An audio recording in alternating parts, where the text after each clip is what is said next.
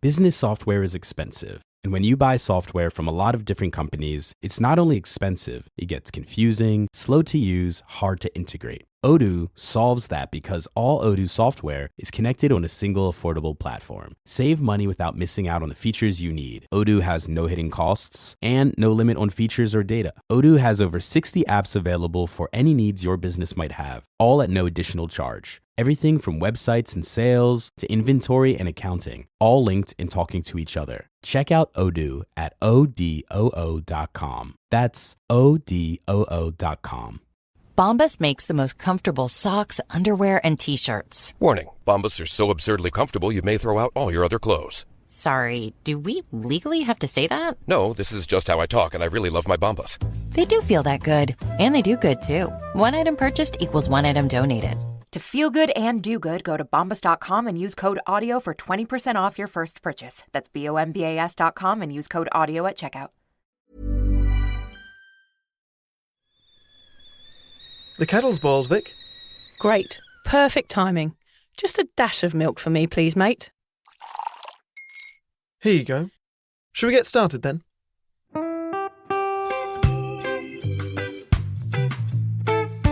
Have you ever woken up on a Sunday morning and said, I'm never drinking again, and then found yourself waving $50 at a barman by happy hour? Are you wondering why everyone else can stop at 1 while you head to a dodgy after-party with a weird bloke called Disco Dave? If so, it might be time to take a deeper look at your relationship with your reliable social crutch, alcohol. On each episode, we'll investigate our own dysfunctional dealings with booze and find out if it's possible to stop this deeply ingrained habit before things get too messy. Yep, we're going to open up a shame shed of humiliating drinking stories to help you understand why waking up from a booze coma each weekend with a kebab sticking out of your top pocket might actually be negatively impacting your health. Hamish and I are here to delve into what it's like being sober, an unwanted warts and all look into why giving up those cheeky pints or putting down those mummy wines will make you feel happier, help your anxiety and mental health, and turn you into the most sparkly, authentic version of you. Won't that mean I become boring though, Vic? Well, Hamish, we'll just have to wait and see. I'm Victoria Vanstone. I'm Hamish Adams-Cairns. And this is Sober Awkward. So, Vic, you've been a performing monkey for the last couple of weeks, really. Audiobook Melbourne, book launch Sydney, bit of telly stuff. And now you, let's just say it, you look and you sound shit, Vic. Yeah, I look and sound shit. I've basically had some sort of virus and that has gone from being COVID-y to being some sort of vomiting bug. But I'm here, Hamish. I've shown up for you today. I'm in my trackies at home. It's pouring with rain outside. I've been sat on a quilt watching Heat, actually, with Robert De Niro and Al Pacino with my son, who is also off school. So, yeah, we are ridden with illness and disease. Lovely. Yeah. Well, we sort of thought, do we postpone this week's one? And Vic went, I've been so miserable having not left the house for a week that I think recording a podcast episode is going to cheer me up. That's the mission with this. This episode is not for you, listeners. This episode, selfishly, is purely intended to make Vic feel better for an hour. Well, it's just because, you know, when you get ill, you start to sort of wallow in your own pity and sadness. And all you think about is, oh, I'm so ill, I'm so ill. I just thought, well, maybe if I do something else and push myself, I won't have to think about my horrible, grotty brain and body anymore. Yeah. I always remember when I'm sick, I feel like next time I feel just fine. I had this with hangovers as well. Next time I feel just okay, I will really be grateful for it. Yes, I'll never take it for granted ever again, you know? Just let me feel okay. Let me feel 5 out of 10. I'll take it. I just said to John, actually, it's funny you said, I just said when he left, he said, I just want to feel normal again. That's how it feels. You just want to feel normal. I just don't want to feel horrible. Anyway, I've got tissues surrounding me. I've got a red nose. I'm not looking good, but we do have a brilliant topic today, so that's definitely going to cheer me up. I've got tissues surrounding me, but for a different reason. Oh, just before you came on. I think I told you to cheer me up. Be excited. I'm sure I knew some filth was going to cheer me up, Hamish. It's always the way to put a smile back on my face. I'll ramp the filth up this episode to help you get through it.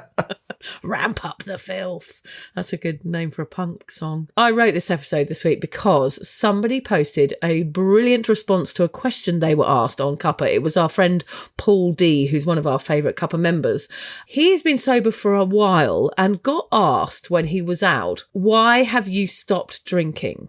Okay, which is often something we all get asked when we go out when we're non-drinkers. Why have you stopped drinking? And this total legend had an excellent and thought-provoking response.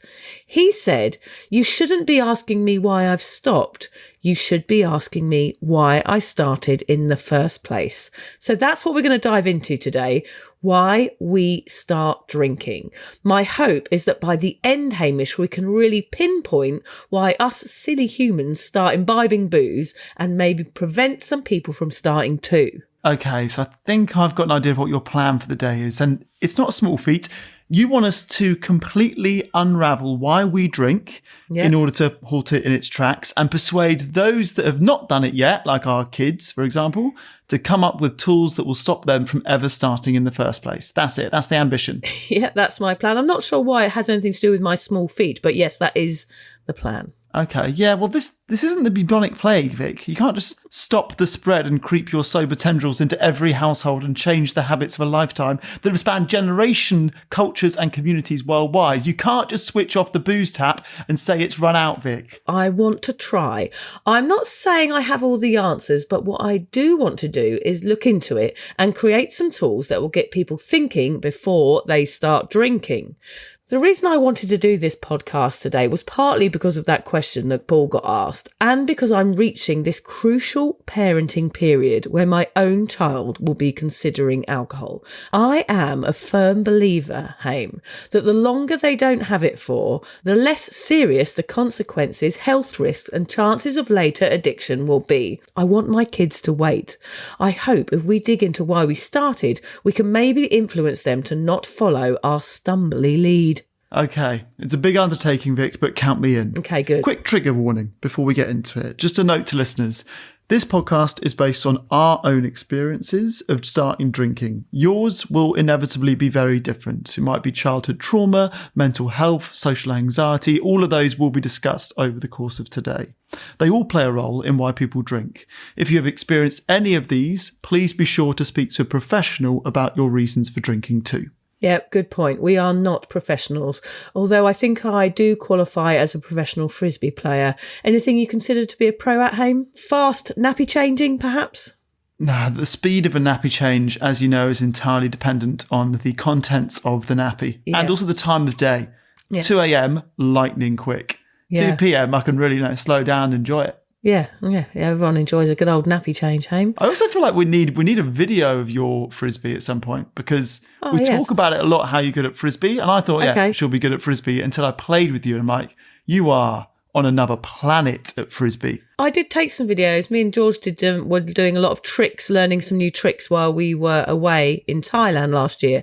And we did take some videos of our tricks. So I will try and put that together as a small film for you, Hamish, at some point. If you could. I'm sort of picturing, what was that film, Napoleon Dynamite? Yeah. Where that sort of guy does videos of himself throwing an American football. Yes, a bit like that, but in slow-mo. Yeah.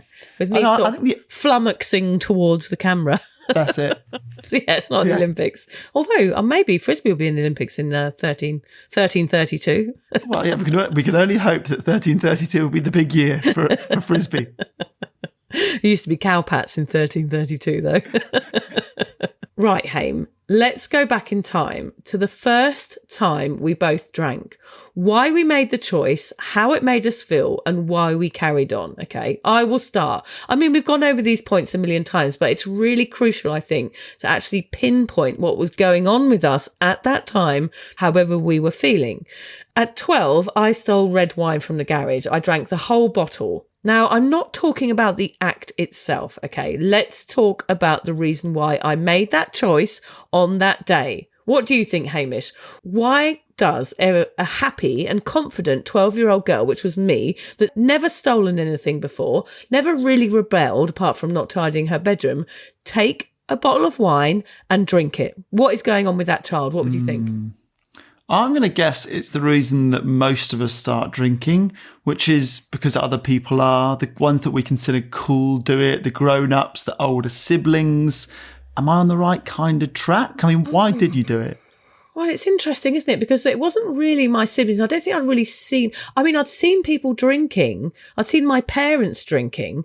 But I think there were many, many reasons. This is why our topic today is not simple. Because actually, what I discovered from writing this episode is there are very, very many intrinsic reasons going on with a 12-year-old that make them want to do something they wouldn't normally do, to fit in, because I thought it was how people had fun, because I knew it was bad for you and that kind of was appealing. I knew I wasn't allowed to do it, but didn't really know why. Nobody had sat me down and told me why I shouldn't do it. I wanted to rebel. I wanted to feel grown up. I was showing off to my friend that came to drink it with me. It was really to seem cool to my peers and have something that I could show other people to do. And perhaps because I thought it would make me more interesting as a person. I'd always been a bit overweight, and maybe I thought it would give me a bit more kudos and a bit more respect. All I was thinking was, if I do this, if I am the first out of all of my friends, everyone will like me and I will always have friends. I think if we can go even deeper here, Hamish, I realise this screams a lack of confidence. So perhaps I need to go back even further than the decision itself and actually question why I didn't have the confidence not to make that choice. Yeah. Yeah. So why did you not feel good about yourself? I'm not sure. So I've never really gone further back than that point, okay, until writing this. Because I actually realised that there's someone there who's making choices that are somebody who doesn't really feel good about themselves. Because there, you can see what I said. It's like I'm trying to prove myself the whole time. It's like a desperate clambering, like I'm at the bottom of a barrel trying to clamber out and go, look, I can do this. I can do this, to show people what an interesting person I am. So I thought back even further than that point, right? I moved to Belgium when I was about 7 to 11 years old. I didn't have really strong friendships because I moved schools a couple of times. I had buck teeth. I looked a little bit like a boy. I was a bit of a late bloomer. I felt that everyone was pretty and I didn't really feel like that. I was kind of the ugly duckling and a bit of a tomboy. Alcohol was something I could control and use to make friends. So it was the opposite to what I'd felt like before. I saw it as a way out of being who I was and somebody that I wasn't very happy with. It would be the tool that would help people look beyond the goofy bowl cut and see what a fun person I was. And I think that I used it as a tool to give me confidence because perhaps I didn't have it before. It wasn't necessarily about trauma, abuse, or mental health. It was just a niggling feeling of not being quite good enough. What do you think about that? So I think what's interesting here is that your reasons to have your first drink are very different to your reasons to perhaps then become a heavy drinker. Yeah. So, there was no trauma or abuse or mental health when you were 12 and took it. But by the time you were like a problem drinker, those had played a part in it, perhaps. Yeah, it's totally something really, really small. And I think this is the really fascinating point that we're going to uncover in today's episode, is that it was something really quite minor that possibly everybody feels at some point in their life, that they're not quite good enough or they don't fit in. Other things came into play later, as you say, like using to be more self-assured around boys, to fit in with my family, to be the life and soul, to have an identity. But right at the start, it was just to prop up a little bit not who I was, but perhaps who I thought I could be. When I realised now, of course, which is really sad and difficult to say, that I was perfect. I know that sounds like self-indulgent, but I was perfect when I was born. I was a baby like your babies. I was a perfect human being with no flaws, nothing wrong with me. There was nothing wrong with the way I looked or the way, that people saw me. Everyone would have said I was a lovely kid and blah, blah, blah. It was me, something in me that felt the need to fit in, and a tiny little feeling caused me to kind of turn the key to the door and open it into a life of, probably destruction, if I was to be quite honest with it. It wasn't a fulfilling life of I'm going to do the things I love. It opened a door to a life where perhaps it took me down a bit of a spiral. And it wasn't a major dramatic spiral, as we all know. It was just a spiral of using alcohol to pop up my personality, which made me lack authenticity and a genuine smile. So it's quite major, that tiny little pinpoint, that tiny, tiny little feeling of not quite being good enough or not liked enough caused me to seek out something that I thought would help. It's really unfortunate that the age where we first drink alcohol, which for 12 was pretty early, I reckon most people around 14, 15, is surely the age in our lives when we are the most insecure. You know, you're going through puberty, suddenly you fancy someone, you don't know if you're good at chatting to them or not. Everyone else is making these big changes around you of, smoking and drinking and breaking rules, and suddenly the rebels are the cool ones.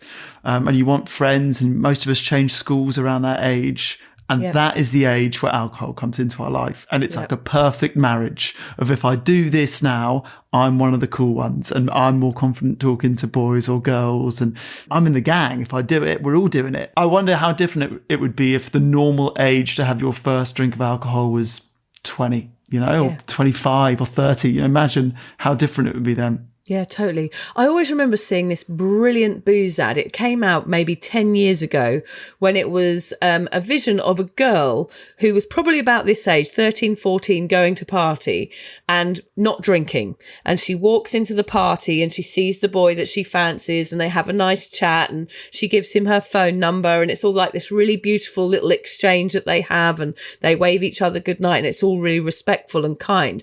And then they recreate the scene and she's found a bottle of vodka and she's drinking at the party to fit in and to be liked and to talk to the boy, and then she's puking in the toilet and he's kind of looking at her with not being interested in her anymore, and it's like a completely different scenario. And I never saw that scenario. I wish I'd seen that advert as a 12-year-old kid myself to see the difference between the reality of drinking compared to walking away with your head held high rather than this girl, having her head in the toilet. So I wasn't shown any of that information, which we're going to get into a little bit further on in the episode, but it is a lot about information. I thought that this was the answer, whereas in fact I had malinformation around me which made me lead to the wrong solutions. What about you, Haim? Let's take a look back. What led you to drinking for the first time ever? Yeah, it was interesting thinking back to this. So I think my first alcoholic drink was one of my first weekends at school. So I just joined this new school. It was a boarding school. It was in Yorkshire. And my whole year group had bought, it was either 3 or 4 cans of Foster's each off the older kids for a crazy markup. These guys were coining in. We must have paid like 4 or 5 quid per tinny.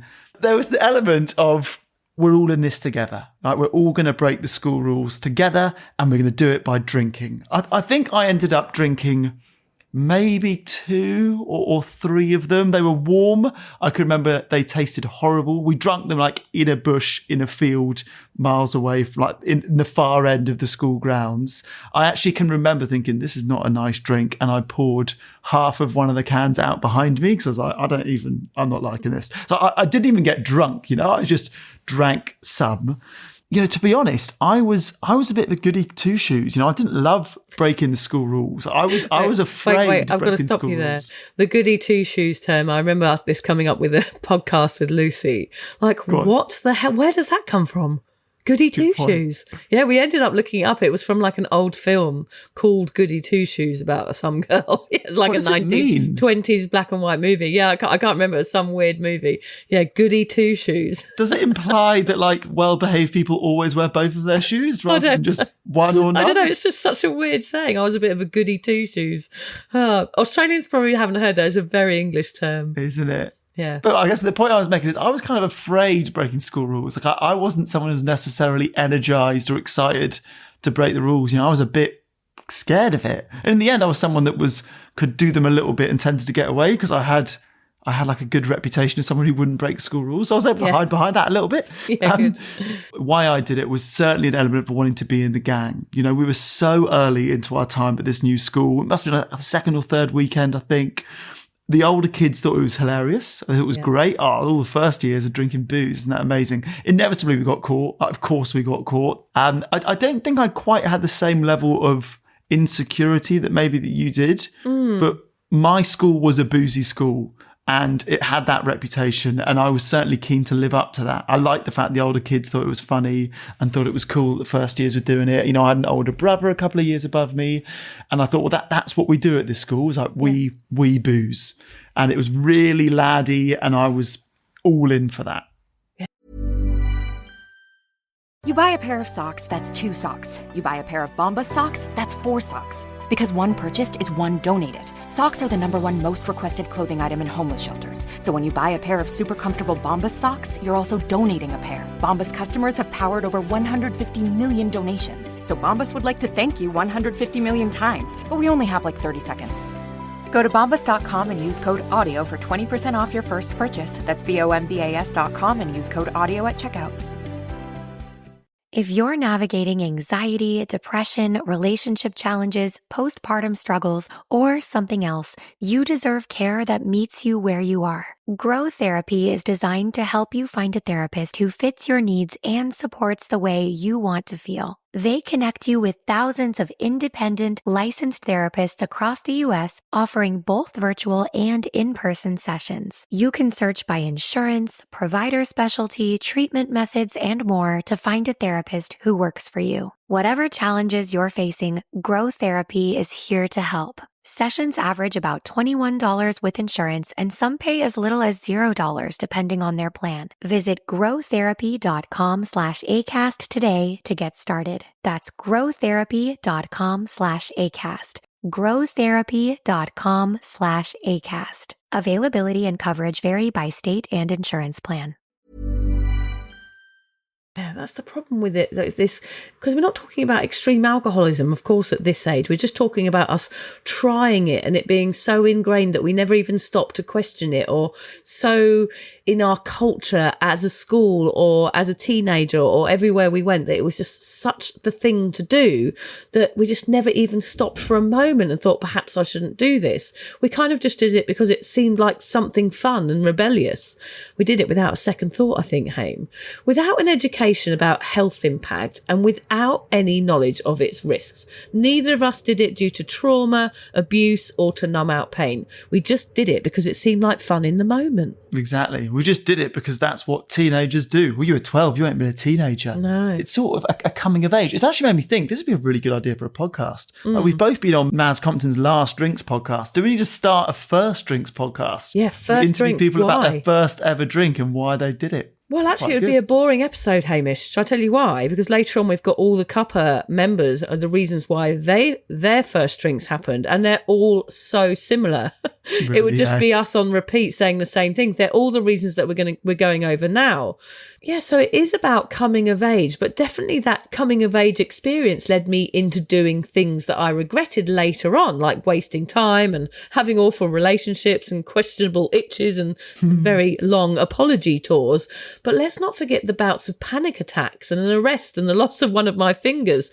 That really small decision, that flippant choice that I made as a teen had absolutely massive impact on my life. I have to ask you, Vic, what do you think would have happened in all of those years if you'd never had that first drink, you know, as a 12-year-old feeling insecure? Do you think there was an option for that to happen? Is there any sequence of events that could have happened in your life prior to that day when you were 12 that would have meant you didn't drink? Yeah, I think I needed some information about alcohol apart from this is what we do to have fun, because that's all I saw. Everybody around me, my peers, my parents, everybody, they drank to have fun. So, you know, why would I have questioned it? I never really had a choice.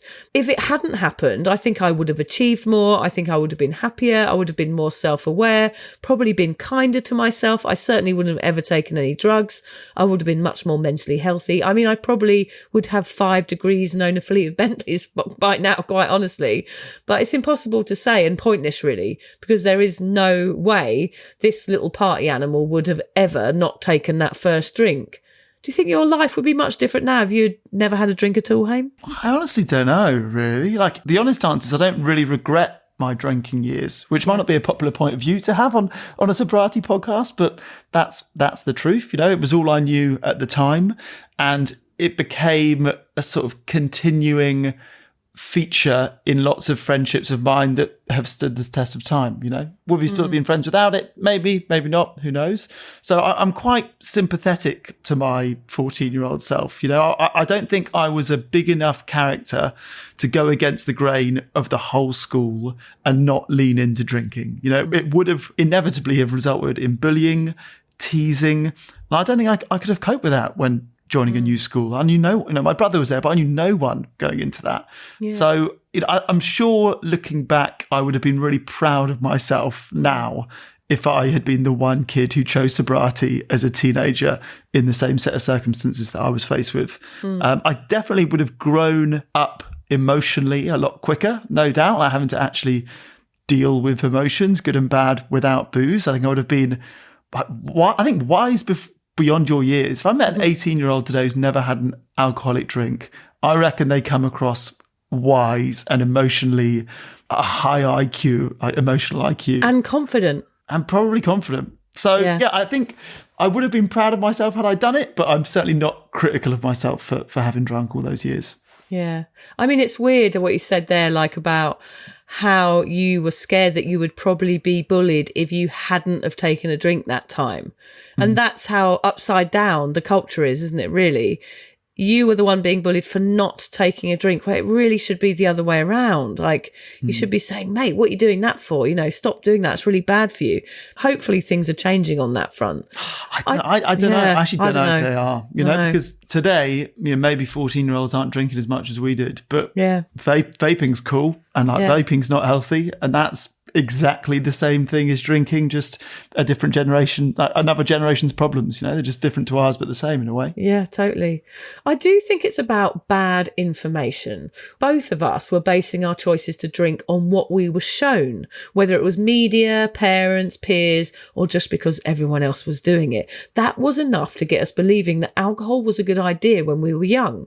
Let's find out. I just mentioned those cuppa people wrote in. I did ask the question why you started, and Claire said, I started drinking because people seemed to prefer me when I was making a fool of myself. But that's also the reason I'll never drink again. Nell said, I started drinking because it seemed like a way to be seen as cool, plus all my friends are doing it. Joe said, I was the youngest of 6 kids, so I learnt from my peers, who I'm sure learned out of trauma.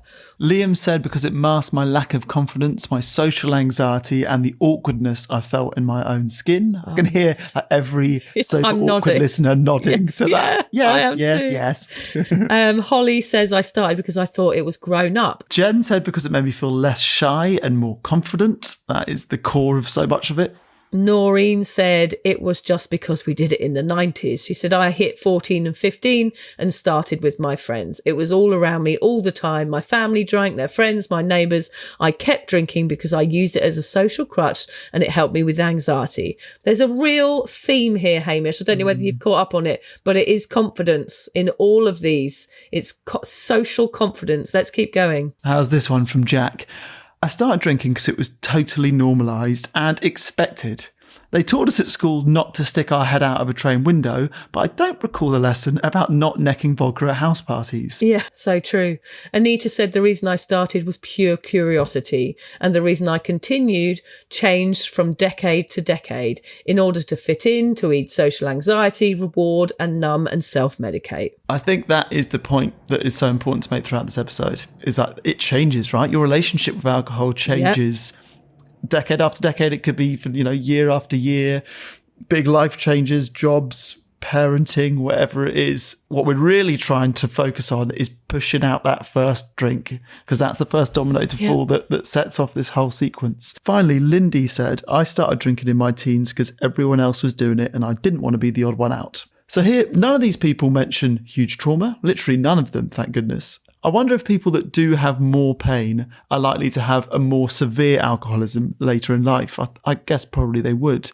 Yeah, I think that's true, Hamish. Kids sometimes drink more and earlier when their parents split up, for example, or if they get bullied or if they really don't fit in. It's called early initiation of alcohol use, and I think that's something I certainly did. The onset of alcohol use often begins in adolescence, a critical period of development. Studies reveal that teens who experience trauma are up to 3 times more likely to misuse substances compared to their peers without such experiences. Gosh. In fact, statistics on early alcohol use and its consequences show that if you start young, you are more at risk of developing a problem when you're older. So what it's saying, it's not really going into what we've just talked about. So you start young because you lack confidence, and then you start drinking to numb out that pain. So therefore you are never on a journey from the very start to gain the confidence back unless you quit drinking. So I would say there that you've got into a habit at a very young age because you started drinking young of using alcohol as your only emotional support, and then you don't grow up almost. And we always say, you get stunted when you start drinking and you only mature when you stop. And I think from those statistics, it sort of is the same thing, isn't it? And I think that's perhaps because you don't have any other tools to lean on in life. You don't have your own emotional support system. You've never learned anything because you're so used to dealing with all of your emotional problems with alcohol. So it's only going to get worse because you don't give yourself an opportunity to change. And from that sort of addiction point of view, I encourage you to go back and listen to the episode I did with Paul Dillon. He's the guy who has made a name for himself for being the guy that goes around schools and talks to kids and teenagers about alcohol. And he made the point of it, like, as a parent, if you're a concerned parent, your job is not to make sure your kid never drinks, because if you are that staunch about it, they are going to rebel even more so. And it's an impossible task. Your job is to make sure the first time they drink is as late as possible. We want that average age to be as high as possible. In Australia, the average age at which individuals aged 14 to 12 consumed their first full serve of alcohol was 16.1 years in 22-23, which was up from 14.7 years in 2001. Risk of developing AUD, which is alcohol use disorder, not Australian dollar, often confused. Yeah. Individuals who begin drinking before age 15 are 4 times more likely to develop alcohol dependence compared to those who start at 20 or older. So what can be done to address the root reasons we drink booze when young? Some healthy options, perhaps. Sewing classes to keep the hands busy. More group hugs, Hamish. I know you'd be up for that. Some rounds of Robinson's squash at the park, maybe. Just something that doesn't involve us necking White Lightning, smoking a packet of B&H, and then giving a hand job in a bandstand to a boy called Scabby Simon. That sounds weirdly true. It's very specific. Is that true? I went out with Scabby Simon for about 2 weeks. He had really scabby fingernails. All of the people that I snogged, I always had these horrible names for them, like bin sniffer and things like that. I think we should put an end to all this silly teenage boozing. It's got major fallout. Well, hey, I actually had a chat with George.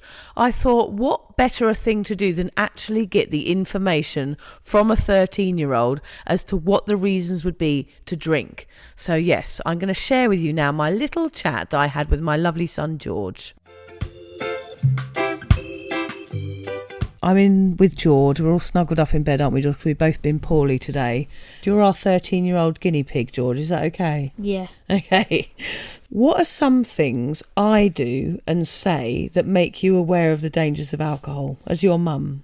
You talk about it every day. Okay, yeah. You only have alcohol-free drinks in the fridge. True. You don't get invited to as many parties.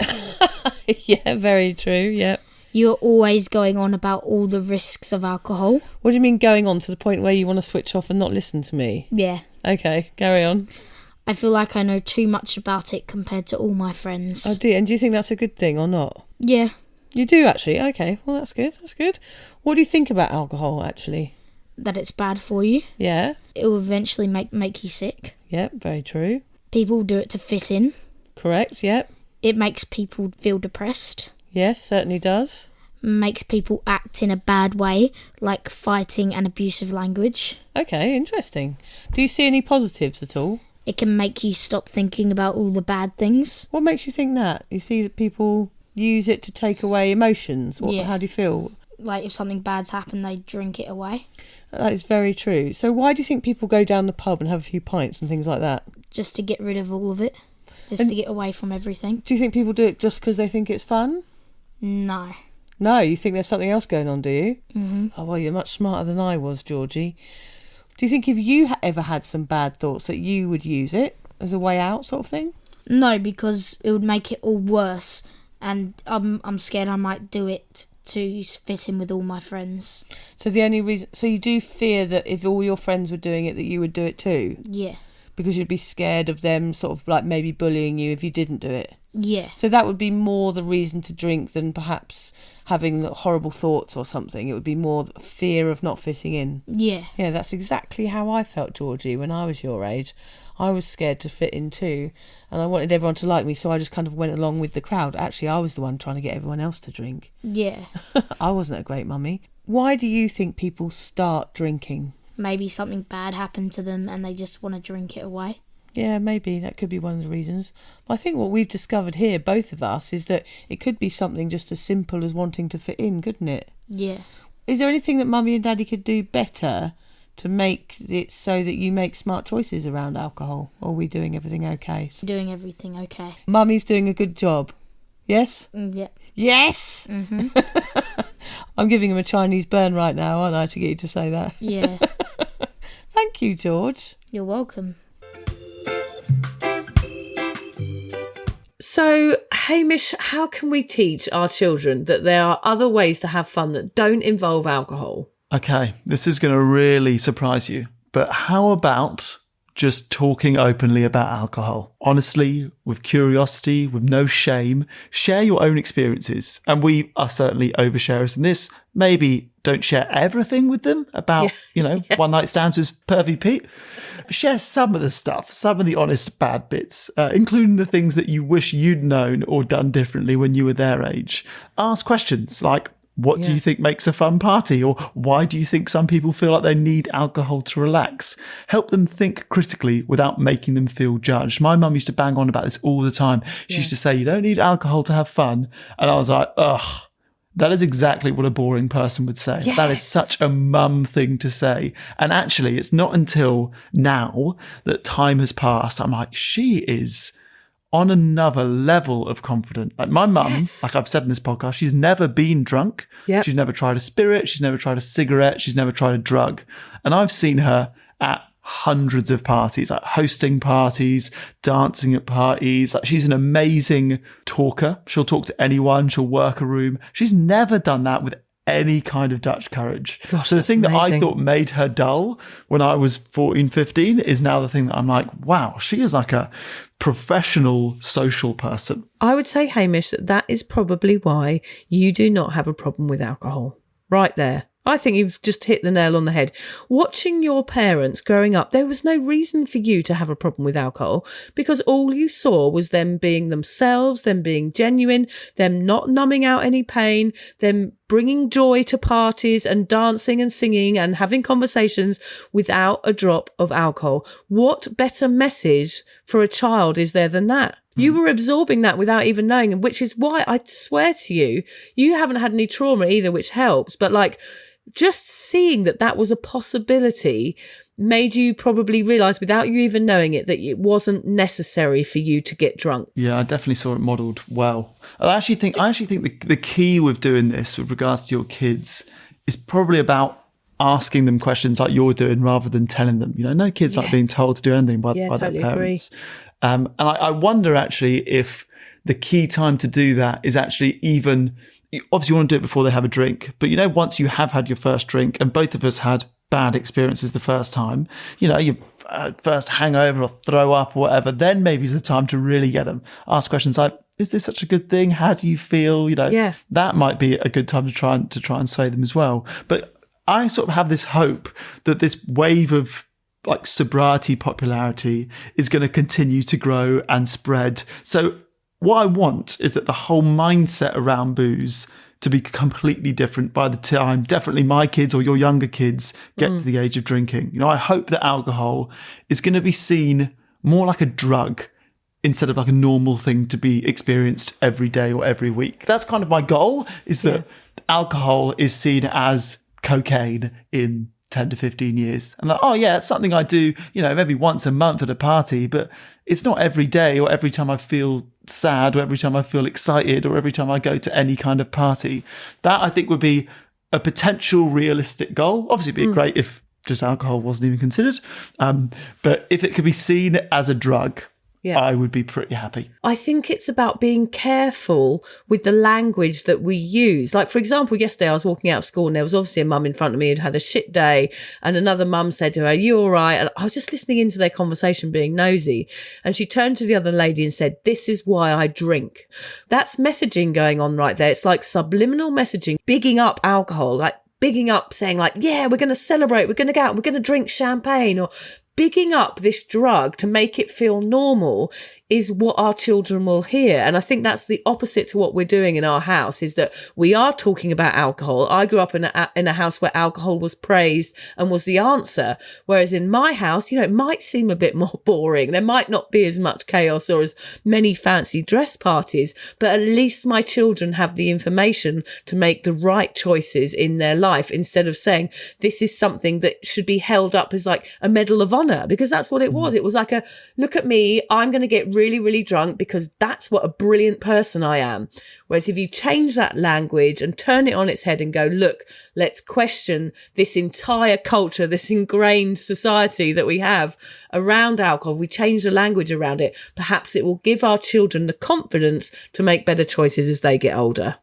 Yeah, absolutely. Sorry, I went on a bit of a mission there to get that out of me, didn't I? No, it was good. Okay, good. Yes, sometimes maybe I go on a bit, don't I, Haim? You get fired up and I'm here to support that. Okay, good.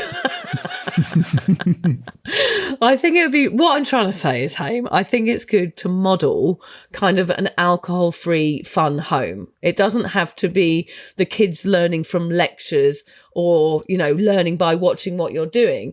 If they see us socialising, laughing, dancing and relaxing and enjoying life without a drink like your mum, that becomes normal to them.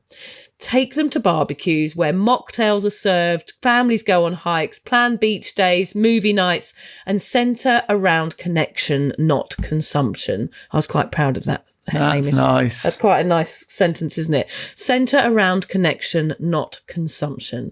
Let fun be loud, silly, adventurous, and sober. I also believe in just allowing kids just to be kids for as long as possible. Oh, yeah, the longer totally. we can keep them just being gorgeous little childlike authentic selves, the better. There's always, when we're young, where there's like a race to act like the grown-ups. I want to stay up like the grown-ups. I want to eat the fancy chocolates like the grown-ups. I want to drink like the grown-ups. I want to smoke cigarettes like the grown-ups. We rush childhood, and then you get to be a grown-up and you're like, oh man, how simple was life when you were 10? Yes. What are we rushing? Yeah, totally. I totally grew up way too quickly. I think I was just desperate to catch up with everybody, kind of just running behind like on a relay race. And I wish I could have just been confident enough to step back into myself. You say they're gorgeous little childlike authentic selves. And that's what we said earlier in the podcast. Like, we're born just how we should be. And it's like we get alcohol poured on us. Then we get a bit of self-doubt poured on us. And then maybe some promiscuity and a bit of addiction and a bit of mental health problem. It's all poured on us throughout our lives. Perhaps because we feel like we need to fit into a certain way of being. Whereas in fact, if we were just born and nothing ever happened to us, we wouldn't have all these problems. It's just a shame that life gets in the way sometimes, isn't it? Life gets all fucking lifey and we have to deal with it, and we need tools. We feel like we need something outside of ourselves to help us, and we look for stuff, whether it's chocolate, drugs or whatever, or sex or gambling. We look outside of ourselves, whereas really, you know what I'm going to say, Haim? Go on. It really should all be coming within, and we should know that it all comes from within, which is a journey that I'm still on, quite honestly, is finding like it is all within me and I don't need to look outside of myself to find the answers anymore. What I'm reeling from is the fact that the same woman that can write, let's focus on connection, not consumption, can also say, life gets fucking lifey. And that is the full spectrum of my Vicky brain. Vanstone, the content creator. That's so true. And the bit where I go, I'm not woo-woo, and then I'm like, it must come from the self. It must come from inside, and it's the journey that you need to discover for yourself. Yeah. I'm very sort of diverse, aren't I, Hamish? Isn't it? Yeah, one minute I'm all like F's and C's, and then I'm like, oh, breathe and talk to yourself and learn from the You're inner just being. confused. You're just deeply confused. I'm just completely fucked up because 25 years. Just a confused, inauthentic person running around in circles looking for answers. Don't make me laugh. It hurts my chest. But that is about right. Yeah, running around in circles, chasing my tail, trying to find the answer to everything, but then just having massive anxiety and crying on the floor at my nightie. Never actually finding any answers and having to do this podcast just to work through my own therapeutic journey. So let's circle back to that question again then, Vic. Not why did you stop drinking, but why did you start? Well, I started because everyone around me did it.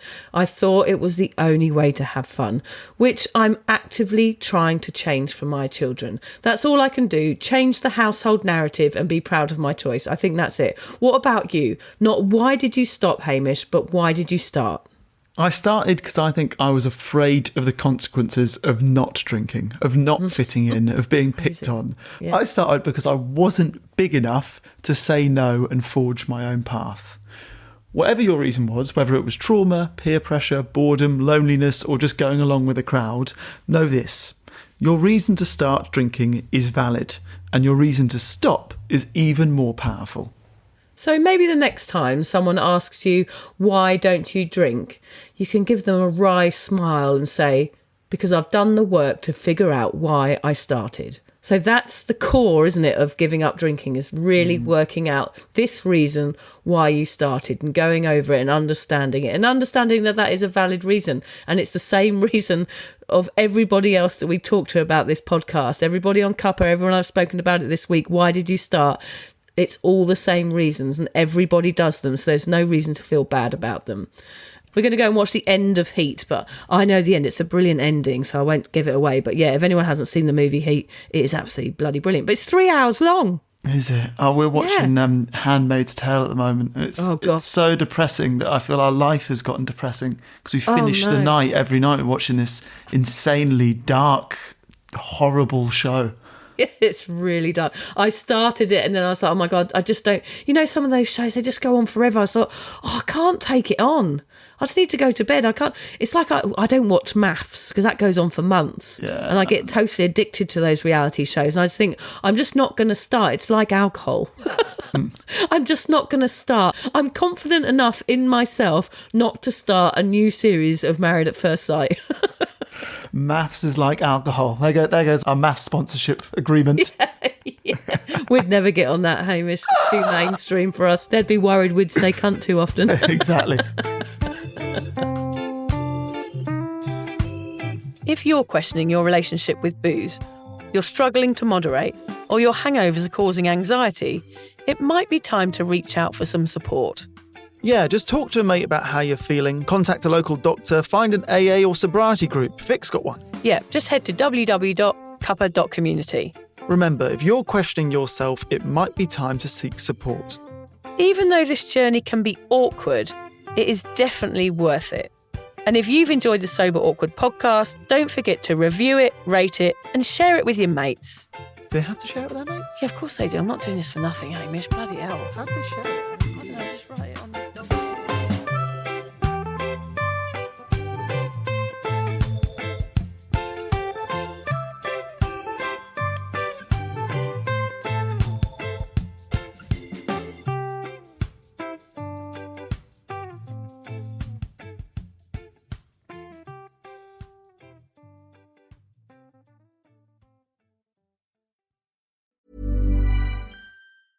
Business software is expensive. And when you buy software from a lot of different companies, it's not only expensive, it gets confusing, slow to use, hard to integrate. Odoo solves that because all Odoo software is connected on a single affordable platform. Save money without missing out on the features you need. Odoo has no hidden costs and no limit on features or data. Odoo has over 60 apps available for any needs your business might have, all at no additional charge. Everything from websites and sales to inventory and accounting, all linked and talking to each other. Check out Odoo at odoo.com. That's odoo.com. This episode is brought to you by Progressive Insurance. Do you ever think about switching insurance companies to see if you could save some cash? Progressive makes it easy to see if you could save when you bundle your home and auto policies. Try it at Progressive.com. Progressive Casualty Insurance Company and Affiliates. Potential savings will vary, not available in all states. Skip the gym, not the workout. With Hydro, you get a full-body workout in just 20 minutes, hitting 86% of your muscles in one smooth, low-impact motion. And now there's the new Hydro Arc, Hydro's most advanced rower yet. Arc introduces Hydrometrics, tracking your power, endurance, and precision every time you row, so you can actually see your progress. Go to hydro.com and use code ROW to get $100 off any Hydro rower, including Arc. That's HYDROW.com, code ROW.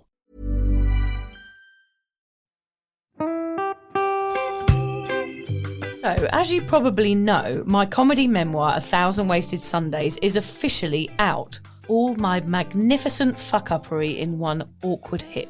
If you'd like to get your hands on a copy, it's now available from all good bookstores. We always say all good bookstores, don't we? Yeah. Are there bad bookstores? No, it's probably ones with moody sellers. Oh yeah, really depressed librarian folk. Yes, okay, good. So there are probably some, but we're only storing it in the good ones. It's only made it into the goodies. You can also get it from all good online retailers.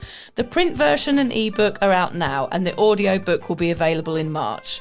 I've been writing my memoir for 5 years. It will make you laugh, cry and cringe, and hopefully inspire a few people to reconsider their relationship with booze.